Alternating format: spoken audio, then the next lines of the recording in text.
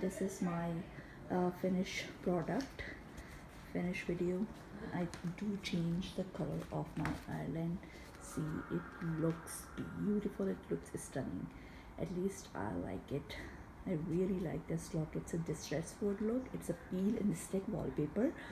You can find it from the Home Sense and Home Depot, and also maybe on the Lowe's.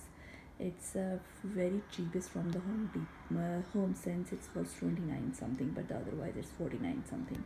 So it took me 2 rolls to finish this 9 foot by 4 foot islands. My island is gigantic. I really love my island, but I don't look the matchy color the floor, because the island color was same like my cabinet colors. And see, it turns beautiful. I hope you're gonna love this. If you like my video, subscribe my video and share my video. And you just need 4 things: the planer, or you can use a credit card, but it's a big job, so I think the bigger this one is better.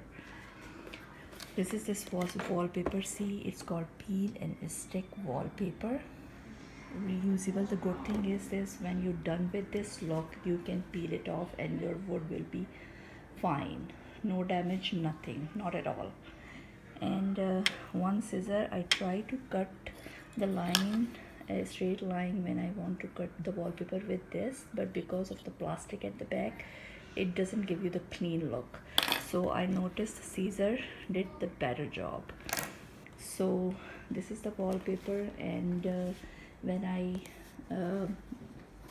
got the estimate how much they changed to change the color of this island and the cabinet, it was like in the thousands, and I don't want to spend that much because it's a pretty new house.